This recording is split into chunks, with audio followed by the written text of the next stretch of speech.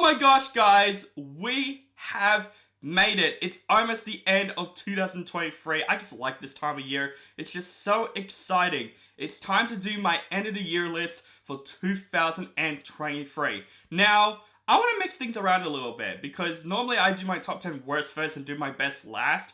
I'm going to start off with my favorite movies of 2023 first because overall, 2023 has been a pretty mixed year for me. There are some amount of good movies, there are some amount of bad movies, there are some amount of surprising films, but there's also some amount of disappointing movies. So this year is a bit mixed for me. It has the right amount of each one of them. So I just want to get the positives out of the way first, talking about the movies that I'll absolutely remember in 2023. Now, there's a couple things before going into this video. One, I haven't seen every movie in 2023. I heard The Holdovers is good. I heard The Color Purple is a great movie. I just haven't seen them. Those movies are actually coming out in January next year.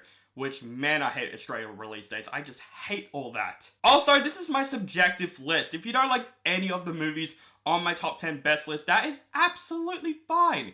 If you want to do something about it, let me know in the comments below. What are your favorite movies of 2023? Either top 10, 15, even 50 if you can. Let me know your favorite movies of the year in the comments below. Yes, I'm also using my background for the end of the year list video. I know I usually use the green screen, but the green screen is just such a pain in the ass and it's actually more work than I expected. This is coming from the guy that films from his cupboard. The green screen is inside my cupboard with the window with the sun reflecting on the green screen, and man, it took so many takes. It took a while last year. Like, last year was a pain in the ass when it comes to my end of the year list video. So I decided, let's just use my normal background for this year. So no further ado, guys, let's get into my top 10 best movies of 2023. And of course, like every top 10, there are some honorable mentions to lay out. These are the movies that I wish could be on the top 10 list, but it did not make it. But these movies are still great movies that I would remember this year. And those are Missing, Creed 3, Air, Guardians of the Galaxy Volume 3, still a Michael J. Fox movie, Mission Impossible Dead Reckoning Part 1, No One Will Save You, Sound of Freedom, The Creator, The Killer, Saltburn, and the one that's really close to being on my list, seriously, very, very close, Barbie. Those movies I really loved. Those movies I will absolutely remember in 2023. But unfortunately, they did not make it into my top 10 list. Now, no further ado, guys. You've been waiting for this since January this year. Let's talk about my top 10 best movies of 2023. And we're going to start off this list, of course, with number 10.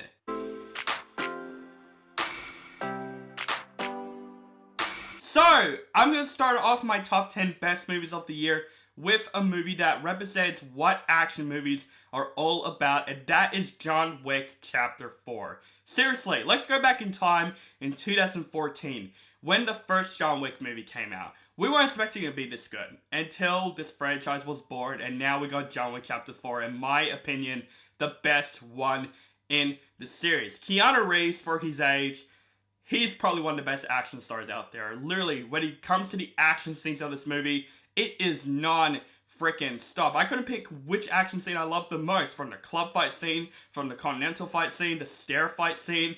Holy shit, I just couldn't pick one. That's how great of an action movie this movie is, with the rest of the cast being great in this movie. The story of the movie I was very invested in. But this is definitely a movie for action lovers, and this movie just brings it all to the table.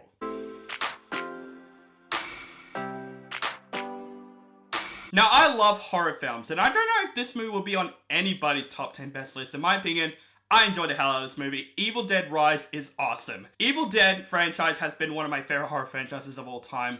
Evil Dead 2 being mostly my favorite. And Evil Dead Rise is definitely a love letter to Evil Dead fans. And seriously, this is one of the most fun movies that I had with this year. This movie is a total bloodbath from start to finish. This movie is actually the most terrifying out of all the Evil Dead movies that I've seen. The mother in this movie is awesome in this movie. This movie represents of what fun of horror movies is all about, and seriously, Evil Dead Rise, Sam Raimi would have been so proud of this director. Seriously, this is definitely a love letter to Evil Dead fans out there.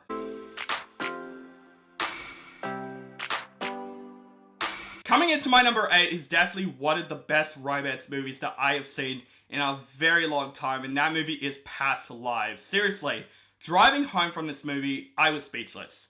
I never felt speechless in a movie in a very long time after I watched Past Lives. This is one of the best romance movies that I've seen in a very long time. It tells one of the most realistic romance stories about two friends. After this immigration that happens, it tears them apart, and it's one of the most emotional movies that I have seen this entire year. Greta Lee needs to get nominated for Best Actress because she is phenomenal in this movie. If you want a romance film that does everything right to the table, watch Past Lives.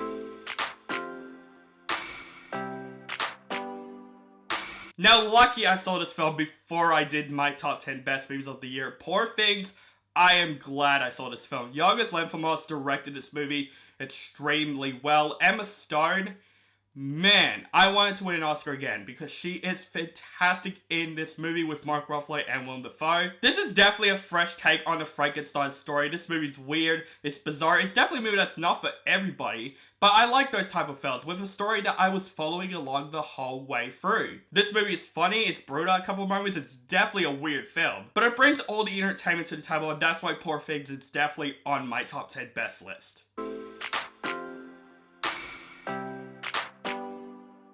Now, this is how you do a great family movie. Yes, I am putting Wonka on my list because everything about Wonka represents what childhood and what family movies are all about. Paul Keen should keep directing these types of movies. Keep directing family films that are great for kids and adults. Like, I think he will nail a Disney movie, honestly. Wonka is an excellent prequel that's also feeling like its own thing in a very good way. Timothée Chalamet is Willy Wonka. He is fantastic in this role. He brings his own spin to the role. The rest of the cast is great. The musical sequences are a lot of fun. This movie is also really hilarious. But it's a movie that brings your inner child out, especially if you have kids. Go take them to see Wonka. This is definitely one of the best family films of this entire year. And I'm not gonna lie, this movie makes me want some candy. I'm not gonna lie.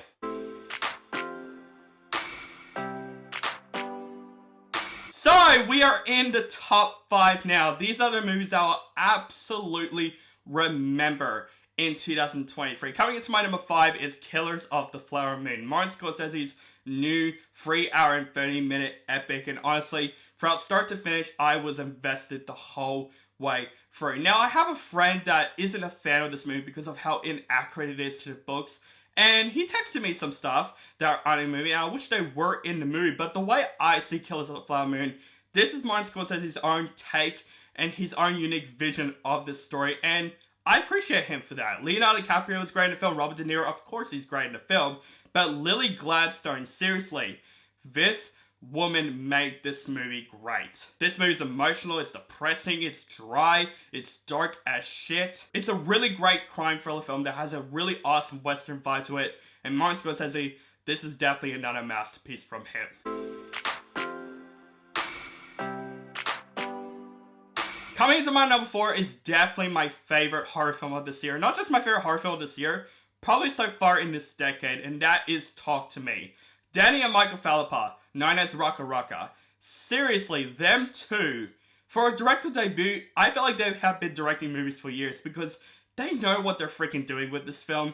This is one of the most terrifying films that I have seen in a very long time. It takes a possession film that we've seen many times before, but somehow make it unique and original. The cast is great, the horror scenes are really well done. This movie's also really brutal. Like, one of the scenes in the movie, seriously, I wanted to look away in a very good way. I cannot wait to see what Danny and Michael Philippa do next, because seriously, these guys look like they know what they're doing. They're going to do a sequel to this movie. They might do a Street Fighter movie, which sounds really freaking awesome. So good luck to them too, because Talk to Me, what a great directorial debut. Now, number 3, absolutely one of the best animated films of this year. It's easy to say, Spider-Man Across the Spider-Verse is seriously not just one of the best animated films of the year, probably one of the better Spider-Man films that came out in a very long time. This is one of those movies that I just want more out of, because of course this is a part 1 movie, and the cliffhanger at the end of this movie, seriously, I was just like, no, I want more. That's how fucking great this movie is. The animation's great. Miles Morales' arc in this movie is better than it was in the first movie. I really love his arc in this movie. The rest of the characters, from Gwen, Miguel O'Hara, probably one of the best villains of this year. The action is great. Spot, I'm really interested to see him in Beyond the Spider-Verse because he's also a pretty interesting villain. Just the way this film was written, this is how you do a great animated film that is for comic book fans and families alike. Come on, Beyond the Spider-Verse, please come out soon, because seriously, I want to see what happens next. That's how great Across the Spider-Verse is.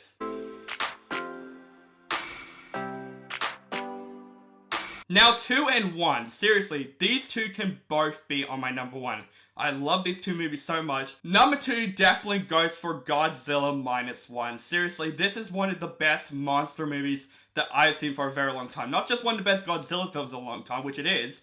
It's one of the best monster films that I have seen in a very long time. They made Godzilla absolutely terrifying in this film. His atomic breath is literally like an atomic bomb. The way they did Godzilla in the film is great, but not just that. The human characters, the American Godzilla movies learned from this movie, because this is how you do the human characters right in these monster movies. You feel sympathy for the characters in the film. You root for them. You feel emotion from those characters. Seriously, watch Godzilla Minus One Hollywood and take notes, because this is how you do a fantastic monster film here. This movie is emotional as hell. This movie is dark as hell. This movie is also freaking entertaining as hell, especially when it comes to the Godzilla scenes. It's how you do a monster movie. What is not easy to say? This is how you do a great monster film. But, of course, it's not my number 1. My number 1 is a movie that absolutely blew me away. So let's get to it.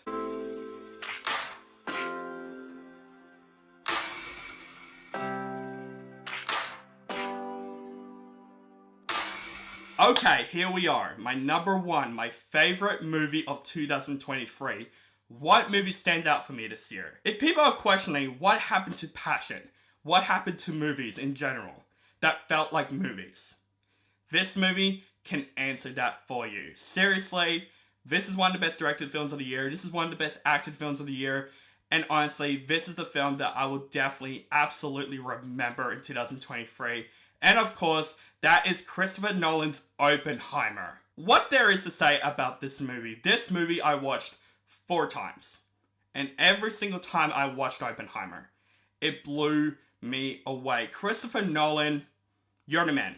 He knows movies, he knows passion, he knows how to make movies like movies. Oppenheimer is definitely one of the best biopics that I have seen in a very long time, and it's the highest grossing biopic, and I absolutely get it. Seriously, Cillian Murphy, for his first main role in a Christopher Nolan film, it's worth seeing him in. He is great in the film.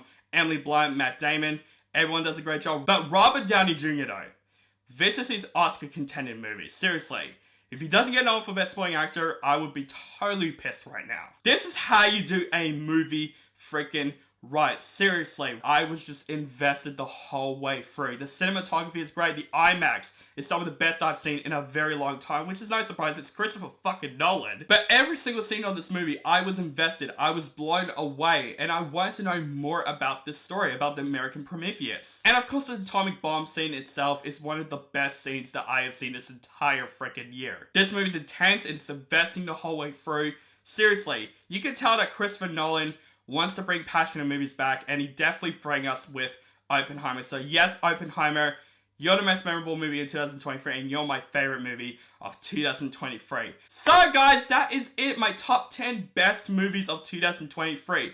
Let me know in the comments below, like I said, what are your favorite movies of 2023? Of course, next is my top 10 worst movies of 2023. Yes, I'm going to start with the big ones first and go with the little ones last, because I just want to get those ones over with. So, thank you guys so much for watching. Make sure you guys follow me on social media links down below.